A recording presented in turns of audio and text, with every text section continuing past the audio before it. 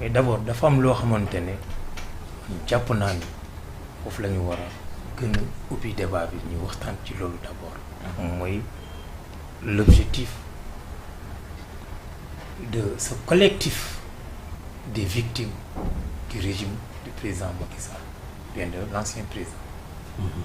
C'est important ñu taxaw ci parce que da ngeen ne on a ñëpp presque à 99% ña fa nekk yëpp presque ay politiciens la seen xalaat ngeen wax li tax ma wax leen loolu quelqu'un comme Boubacar Seye quelqu'un comme Thioro Mandela. Thioro Mandela moom Wolf. dégg ak ñeneen ñu bëri na ay sénégalais yoo xamante ne mosuñu am sax une carte de membre du PASTEF. C'est des sénégalais comme vous yoo xamante ni amuñu benn casquette politique ñooñu tey dañoo loru. am na ñoo xamante ni sax ci seen place bi fi ñuy toog di liggéey loraange bi foofu la leen fekk maanaam foofu la ñu loru. Je donne un exemple. paa bi dee woon ci Massalikul Jinaan bu Pastef la bokk ci biir magasin bi matelas moo takk moom mu nekk ci biir donc il c'est-à-dire que il est dans son lieu de travail. Vous osez dire que ni kooku pas boobu Pastef la bokk. Non, il faut qu'on arrête. Gis nga ñun ay sénégalais la ñun ñëpp à commencer par le président Macky Sall jëm bi ci suuf ñun sénégalais yi ñun ñoo am kóolute tànn ko devant les 18 millions de sénégalais, n'est-ce pas?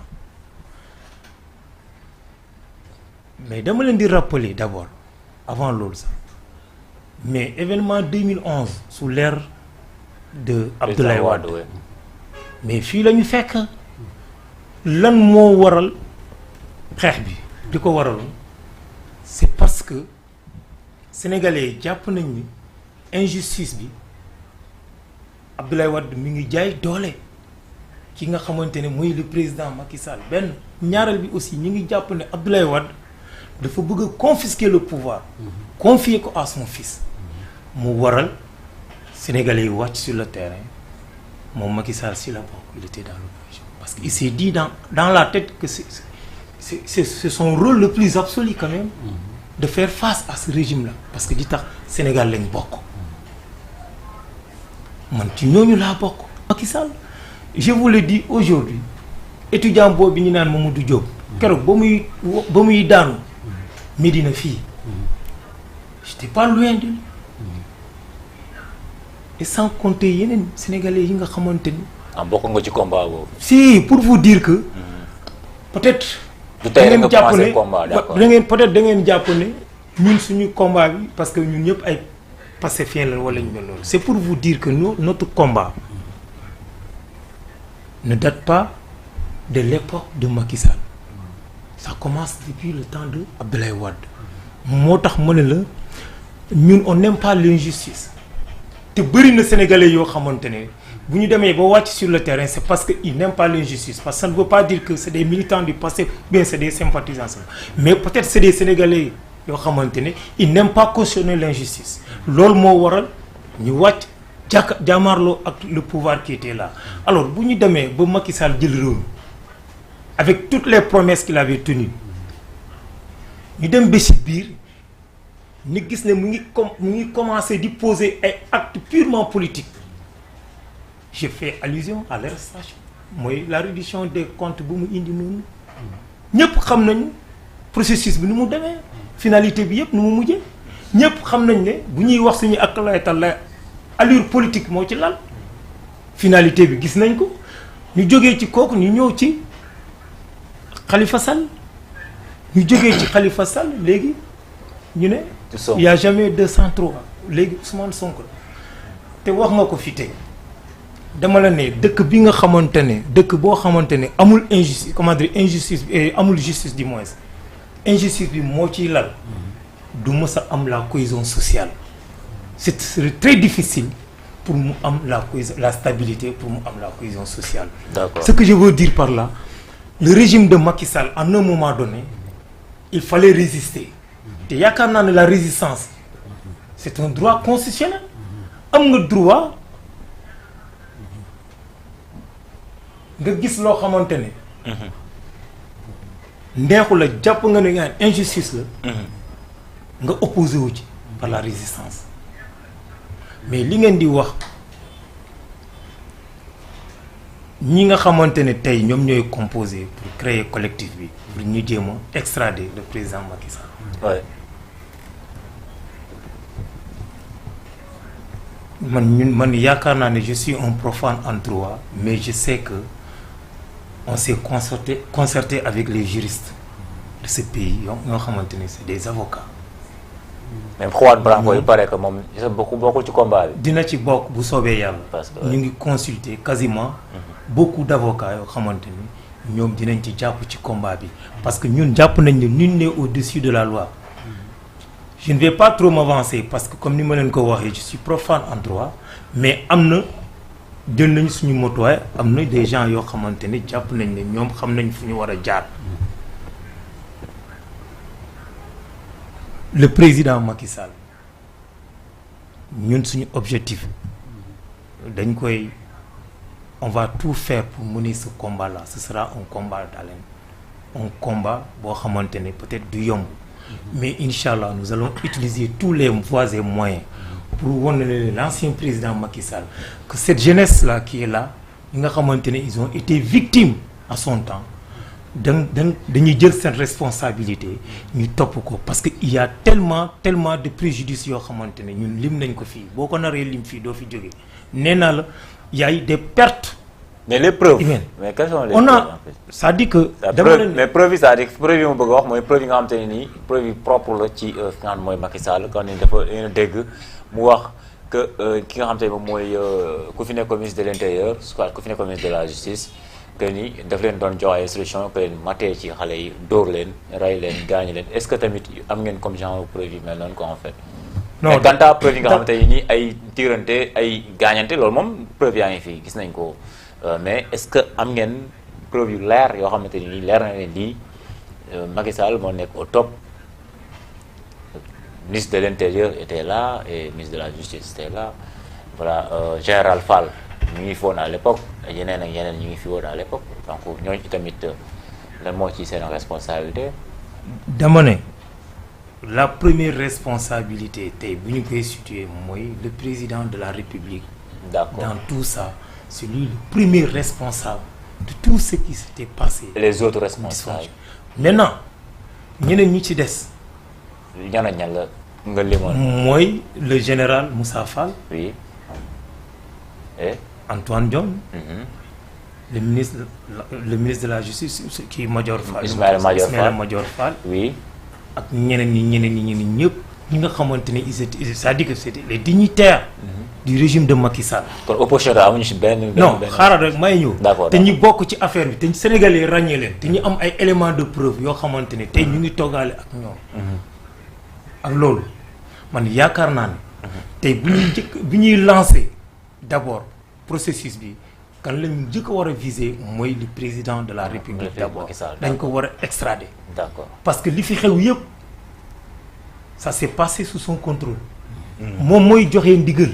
su joxuloon digal bi kon li fi xew yëpp du am. du fi xew maintenant pour li ngeen di pour leeral leen mbir mi. parce que Ousmane Sonko n'a jamais ci nutrition yaa ngi koy wax waa sugu nga ne pour vous dire que Ousmane Sonko il n'a jamais incité les Sénégalais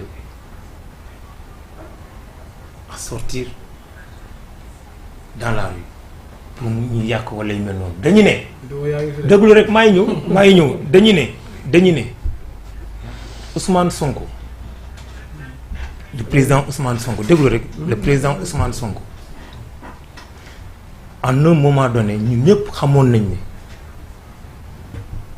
c'est un opposant qui dérange Macky Sall d'abord dans sa tête il sait très bien que maintenant la question du président question bi ma desee pour régler ko moom mooy le cas de Ousmane Sonko qui disait Mortal Kombat. déglu rek avant Mortal Kombat bi may ñëw balaa ngay wax Mortal Kombat tubaab dañu ne y a effet sans cause loo gis am na lu ko waral mais vous pensez que le président Ousmane Sonko dina jóg noonu rek mu ne combat non loo gis am na lu ko waral dama la ne là où il y a une injustice manifeste il peut pas avoir une stabilité dans cette comment dirais-je foofu donc pour vous dire que ñun on est dans la logique de résister face comment dire à la dictature du régime de Macky Sall. Mais aussi il faut ngeen définir lan mooy résistance. waaw xaaral non mais résistance mooy non déglu cocktail moo la déglu rek parce que déglu rek. non déglu rek gis nga wuy ma sugu.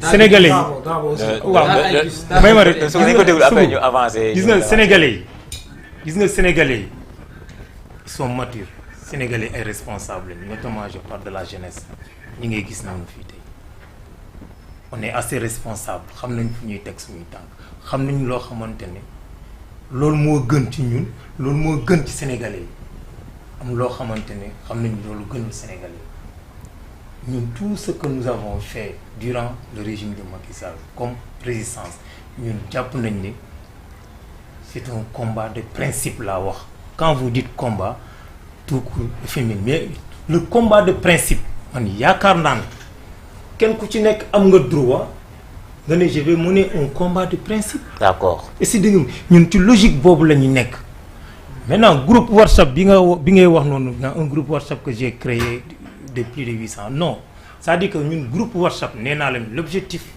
de la création de ce groupe WhatsApp ça